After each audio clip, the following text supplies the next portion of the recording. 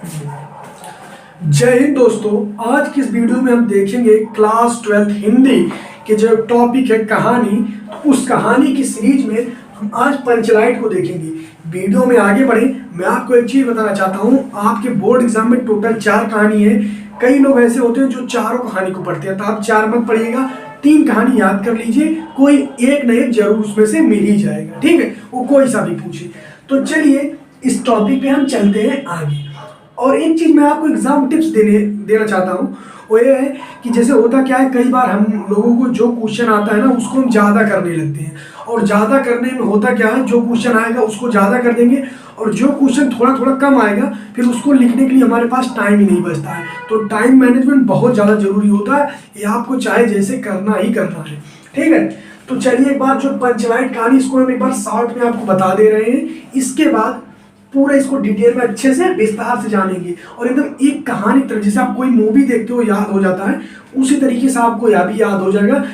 Condition केवल है कि आप वीडियो लास्ट तक देखिएगा, और ऐसा मैं नहीं आप कहोगे भाई मुझे पूरा आ गया। तो चलिए विदाउट वेस्ट टाइम अपने टॉपिक पे चलते हैं। तो इसमें 4 कैरेक्टर जो हैं, इन्हीं 4 पात्रों पे पूरी कहानी आधारित है। और कई बार आपके बोर्ड एग्जाम में कहेगा कि मतलब इस कहानी का सारांश लिखिए, साथ ही 2 पात्र का नाम लिखिए। तो आप 2-3 कैरेक्टर सब में याद कर लीजिएगा, ठीक है।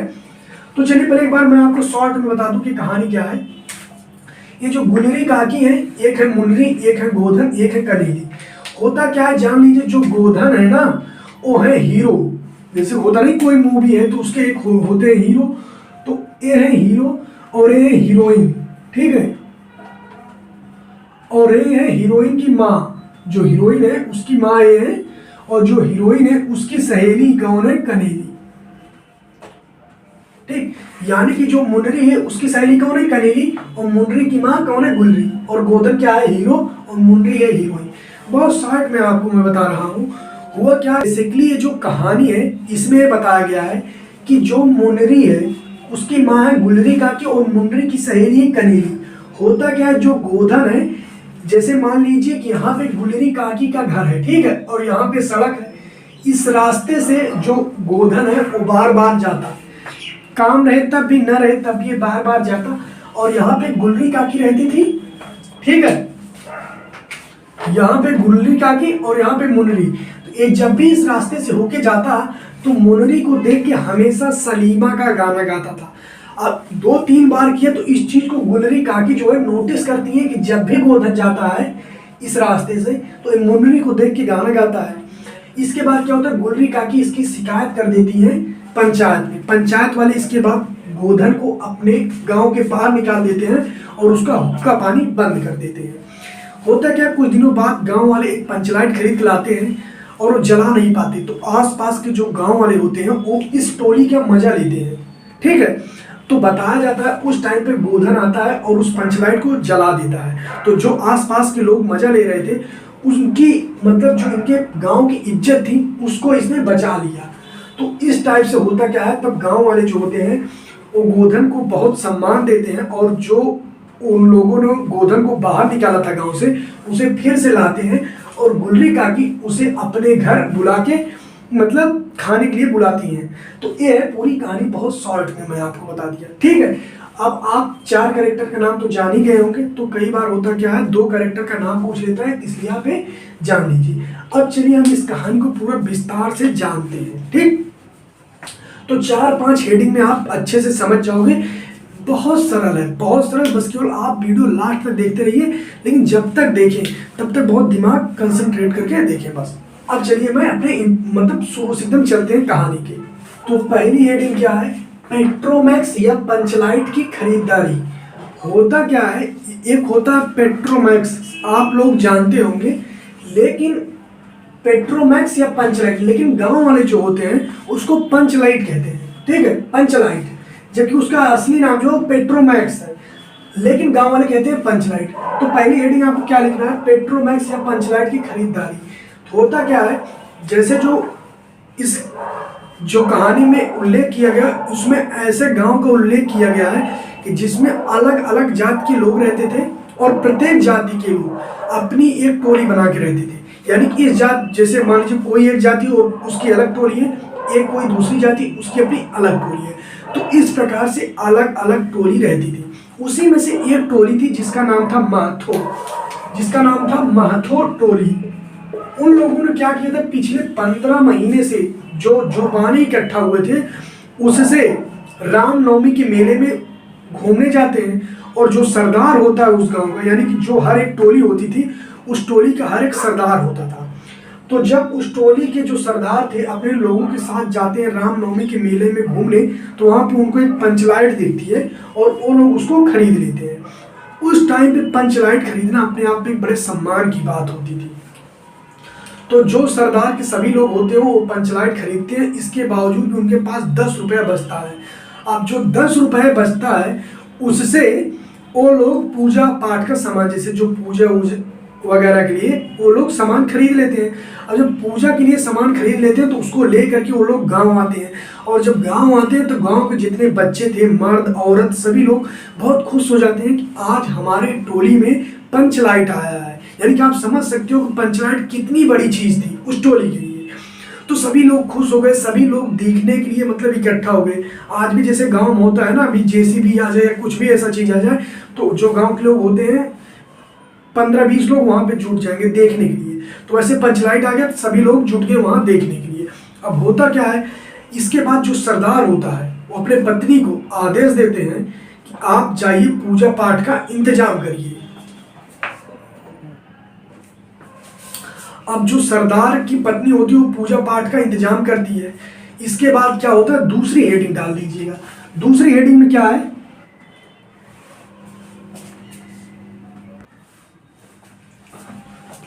और बस यही इतना इस हेडिंग में लिखना है। तो टोटल आपको 4-5 हेडिंग लिखना है। तो चलिए दूसरी हेडिंग में जान लेते हैं क्या लिखना है।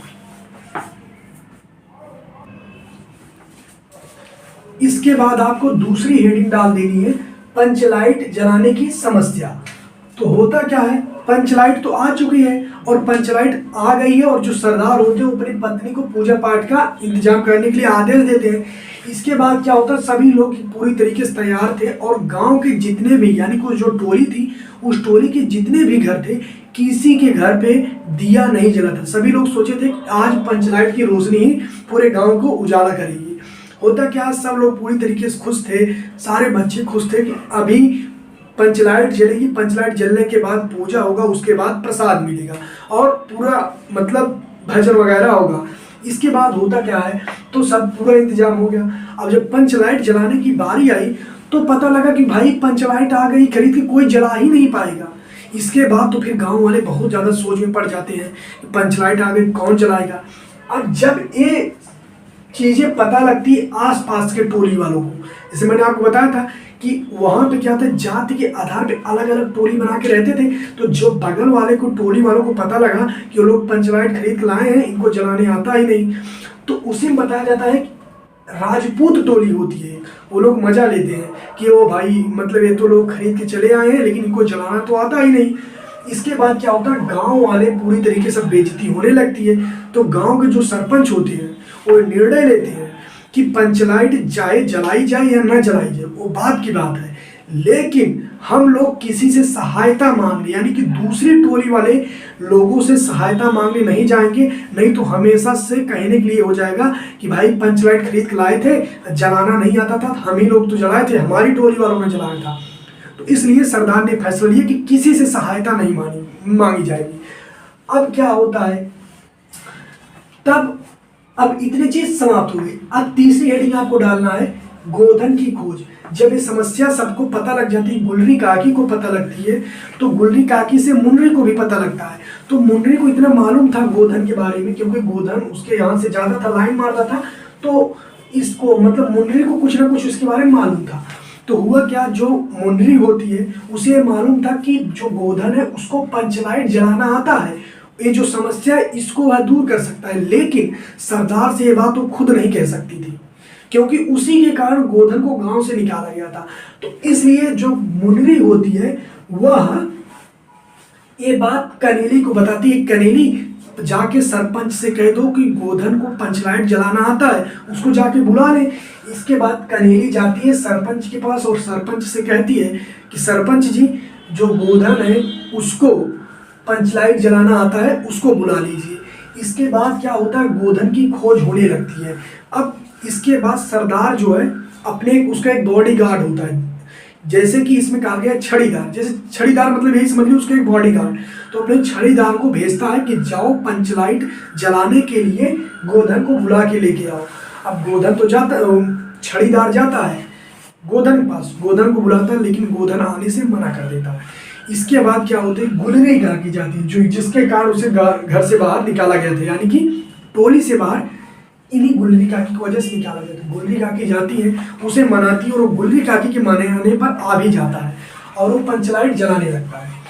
जब पंचलाइट वो जलाता है तो देखता है कि वहां उसको जलाने के लिए कुछ चीज चाहिए, तो मांगता है तो है ही नहीं। तब वो गरी के तेल यानी नारियल के तेल से जुगाड़ करके वो कैसे भी करके पंचलाइट को जला देता है। अब जब पंचलाइट जलता है तो गांव वाले बहुत ज़्यादा खुश हो जाते हैं कि भाई कम से कम इसने टोली की इज्जत तो रख ली, नहीं तो हमेशा से कहने के लिए हो जाता जो अलग अलग टोली के लोग हैं वो हमेशा से हमारा हमेशा के लिए मजा लेते कि भाई एक बार तुम लोग पंचलाइट खरीद लाए थे, जला तो नहीं पाए थे।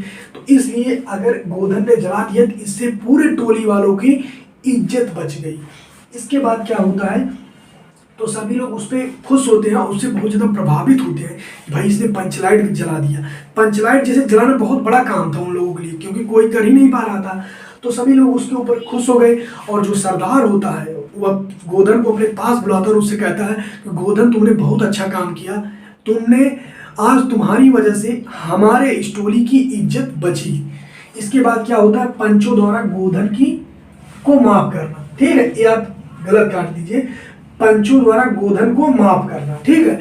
अब इसके बाद पूरा पंच डिसाइड करता है कि गोधन ने जिस तरीके से आज हम लोगों की इज्जत रखी है, आज से हम उसको पूरी तरीके से माफ कर देंगे, और जो इसका हुक्का पानी बंद किए थे, जो इसको टोली से बाहर निकाल दिए थे, अब ये पुनः अपने घर जा सकता है। अब इसका फिर से हुक्का पानी चालू हो जाएगा।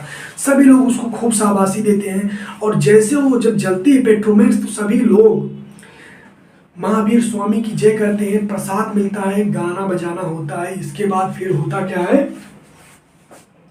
सभी लोग उसको तो एकदम पूरा मानते हैं, और जो गुलरी काकी होती है वह स्पेशल गोधन के पास आती है और गोधन से कहती है, गोधन आज तुम रात को चलो मेरे घर खाना खाओ।